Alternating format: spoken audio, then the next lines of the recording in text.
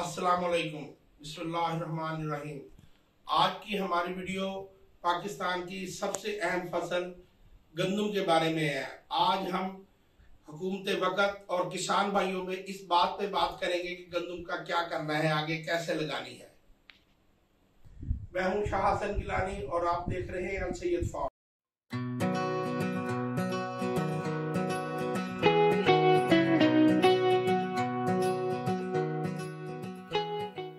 ये फसल पाकिस्तान के अलावा पूरी दुनिया और कायनात की खुराक का अहम जरिया है। इंसानों के अलावा जानवरों में भी इसकी तूड़ी बहुत ज्यादा इस्तेमाल होती है।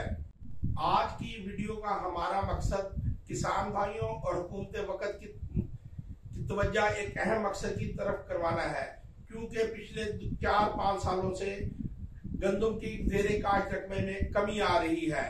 ये जो माह अगस्त शुरू हो गया है, ये वो माह है जिसमें किसान अपना जहन बनाता है कि उसने राया लगाना है, गंदम लगानी है, मकई लगानी है या उसने सूरजमुखी लगाना है।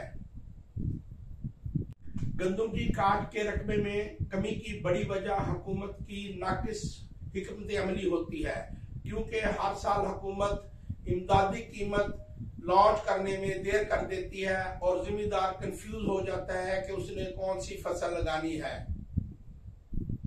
हुकूमत क्या करती है कि वो हमारे किसान भाइयों को हमारी फसल की पूरी कीमत नहीं देती, बल्कि ज़रे मुबावजा खर्च करके बाहर से मंगवा लेती है और फिर उसके ऊपर सब्सिडी देके उसे फरोख्त करती है। हुकूमत को चाहिए कि जो कीमत वो बाहर से मंगवाए उसी कीमत पे किसानों से खरीदे, ताकि किसानों की तवज्जो ज्यादा से ज्यादा गंदम लगाने की तरफ हो, ताकि हमारा प्यारा मुल्क अपनी गंदम में खुद कफील हो। हमारी हुकूमत बाहर से गंदम मंगाकर बहुत खुश होती है, क्योंकि उनका एक तो ज़रे मुबादला बाहर चला जाता है और दूसरा जो उन्होंने बिड दी होती है उसमें कमीशन बन जाता है, किसी ना किसी वजीर का कोई ना कोई कमीशन बन जाता है।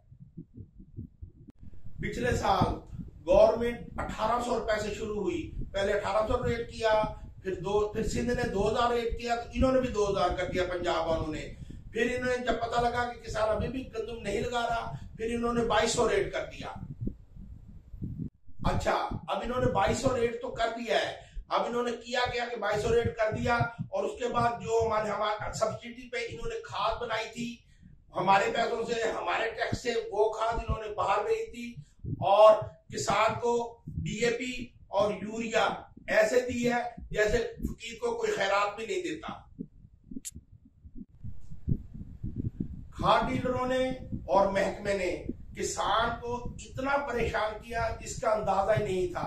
जब बाहर से गाड़ी आती थी तो महकमे वाले एक गाड़ी पकड़कर वहां भेज देते थे और बाकी डीलर को कहते थे कि आप ब्लैक कर ले, और फिर गरीब जिम्मेदार को लाइन लग के शनाख्ती कार्ड दिखाकर ऐसे खाद लेनी पड़ती थी जैसे खैरात ले रहा है। और खाद भी कितनी मिलती थी? सिर्फ एक बोरी।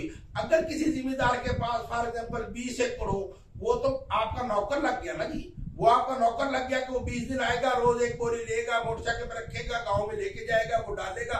20 दिन में उसकी तो फसल का खाद लेने का टाइम ही खत्म हो जाएगा। होना तो ये चाहिए था कि जैसे गवर्नमेंट ने गरीब जिम्मेदार को जलील किया और उसे लाइनें लगवाई, इसी तरह गवर्नमेंट को जिम्मेदार गंदम ना देता और इसी तरह गवर्नमेंट की हुकूमत आती, वो लाइन में लग के हर बंदे से गंदम परचेज करती।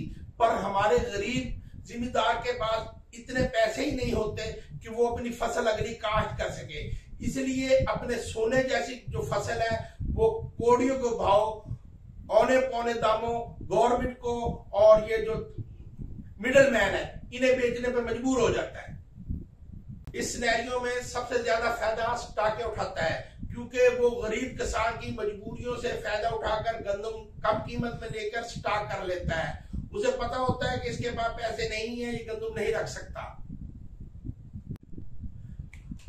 अब सबसे बड़ी बदकिस्मती ये है कि पूरी सर्दी, पूरी गर्मी हमने सिर पर बर्दाश्त करनी होती है और उसका प्रॉफिट कौन लेता है? स्टॉकिया। पूरी दुनिया में ऐसा कहीं नहीं होता।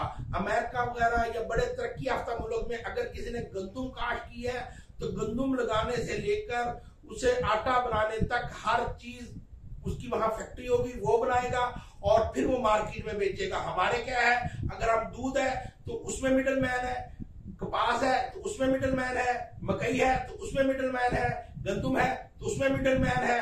हर चीज हमारी सारा प्रॉफिट मिडल मैन और स्टॉक खा जाता है।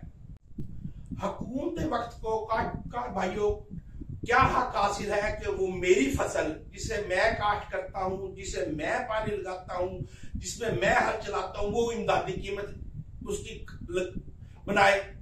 इमदादी कीमत क्या वो मुझे खाद इमदादी कीमत पे दे रही है? क्या मुझे वो स्प्रे इमदादी कीमत पे दे रही है? क्या मुझे वो बिजली इमदादी कीमत पे दे रही है? बिजली जो मैं इस्तेमाल कर लेता हूं उसके 3 महीने के बाद मुझे पता लगता है कि इसमें फ्यूल एडजस्टमेंट शामिल हो गई है और जो मैंने पानी लगाया था वो महंगा था। जब काश्तकार भाइयों हम उनसे गवर्नमेंट से बात करते हैं कि हमारी इमदादी कीमत बढ़ाओ, तो वो क्या करते हैं कि हमारी इमदादी कीमत लगा देते हैं खाद, और उसके लिए डीलरों पे खाद को और उसे डॉलर और डीलर को इकट्ठा कर देते हैं कि डॉलर के मुनासबत से जो डीएपी आएगी, क्योंकि डीएपी डॉलर महंगा हो रहा है तो डीएपी महंगी हो रही है, इसलिए आप महंगे दामों डीएपी ले लें और वो जमीन में आप डाल दें। पिछले 2-3 माह में गवर्नमेंट ने डीजल के रेट भी तकरीबन डबल कर दिए हैं। इस हिसाब से जो गंदुम की इमदादी कीमत, असल में तो इमदादी लफ्ज ही नहीं होना चाहिए ना, इमदादी लफ्ज की जरूरत क्या है? गंदुम की जो कीमत होनी चाहिए वो 3500 रुपए पर मन के हिसाब से होनी चाहिए। आप ये अंदाजा लगाएं कि पिछले साल 1300-1350 में मक्की बिकी थी और इस साल पूरे 12 माह के बाद वही मक्की 2250, 2150, 2300 इसमें बिकी है। हर बंदा अपनी चीज की कीमत तयन कर लेता है और हमारी बदकिस्मती क्या है कि हमारी चीज की कीमत का तयन अगला करेगा। फर्ज करें मैं अपनी कोई सब्जी की कोई टोकरी लेके जाता हूं कि ये 1 रुपए, 2 रुपए, 3 रुपए, 4 रुपए, 5 रुपए, 10 रुपए, 20 रुपए। वो भाई चीज मेरी है, आप मेरे से पूछे कि भाई आप लाए हैं, इस पे आपका खर्चा कितना आया, इस पे आपने स्प्रे कितनी की है, इस पे आपने खाद कितनी डाल दी। मेरी चीज का तयन, कीमत का तयन लोग कर रहे हैं। अब क्या होगा, हमारे जो खुशामदी मुशीर और वजीर है वो हर चैनल पे बैठेंगे और कहेंगे गंदुम की कीमत अगर ज्यादा होगी ना गरीब मर जाएगा। आपने डीजल की कीमत बढ़ा दी, गरीब नहीं मरा। आपने पेट्रोल की कीमत बढ़ा दी, गरीब नहीं मरा। आपने बिजली की कीमत बढ़ा दी, गरीब नहीं मरा। गरीब मरेगा कैसे? गरीब जिम्मेदार की महंगी गंदुम खाकर वो मर जाएगा। वो ग्लाइफोसेट 600-700 की मिलती थी ना, वो ग्लाइफोसेट इस टाइम 1700-1600 हर किसी का अपना रेट है। जिसने जितना पानी ज्यादा डाल दिया उतना उसका रेट कम है, और जिसने थोड़ा सा पानी कम डाला उसने रेट ऊपर पहुंचा दिया। एफएमसी पानी कम डालती है वो ऊपर पहुंचा देती है, बायर पानी कम डालती है वो ऊपर पहुंचा देती है, संजंटा पानी कम डालती है ऊपर पहुंचा देती है। हमें तो हर बंदा ही लूटने वाला है। हमारे मुल्क का भी गरीब अजीब गरीब है, जिसके हर बंदे के पास टच मोबाइल है और उसमें घर उसके रोटी हो ना हो, जेब में पैसे हो ना हो, उसके मोबाइल में लोड जरूर होगा। उसके मोटरसाइकिल में 40-50 रुपए का पेट्रोल जरूर होगा।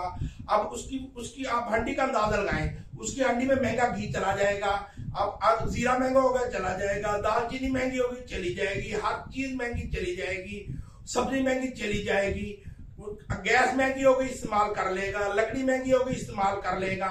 इन सब के बाद जो उसने रोटी पकानी है ना वो सब्सिडी के आटे से ही पकानी है कि उस पर सब्सिडी हमने जरूर लेनी है।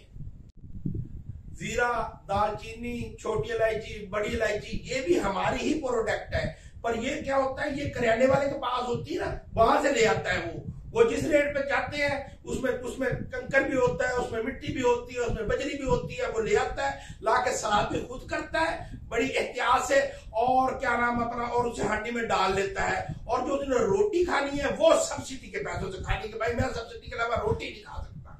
जिस साहब जिम्मेदार की गरीब की बदकिस्मत कहे ना, फसल महंगी बिक जाती है, वजीर मुशीर वजीर आजम साहब को एक ही बात कहेंगे, सर ये जो से जिम्मेदार है ना, ये टैक्स नहीं देते।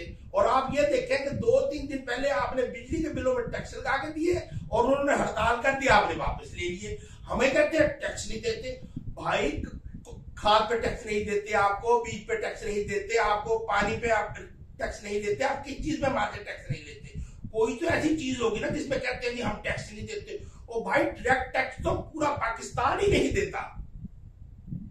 पाकिस्तान के जितने भी सियासतदान हैं, इसमें से तकरीबन आप काउंट कर लें 70%, 75% या तो पीर फकीर है या वो भी जिम्मेदारी है।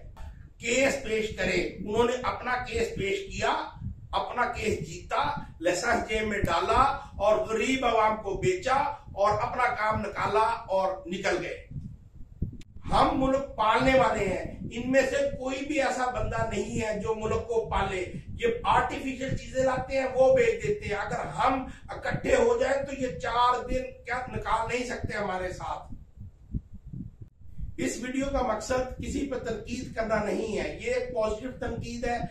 इस वीडियो के जरिए मैं पूरे पाकिस्तान की आवाज जो है वो हुकूमत वक्त तक पहुंचाना चाहता हूं, ताकि वो बरवकत फैसला करके कीमत उसकी गंदम की 3500 रुपए, मैं इल्तमास करता हूं कि 3500 रुपए की कीमत उसका मुतय्यन करे, ताकि जिम्मेदार अभी से ध्यान बना ले कि उसे अपनी जमीन कब खाली चाहिए और वो गंदम बीज सके।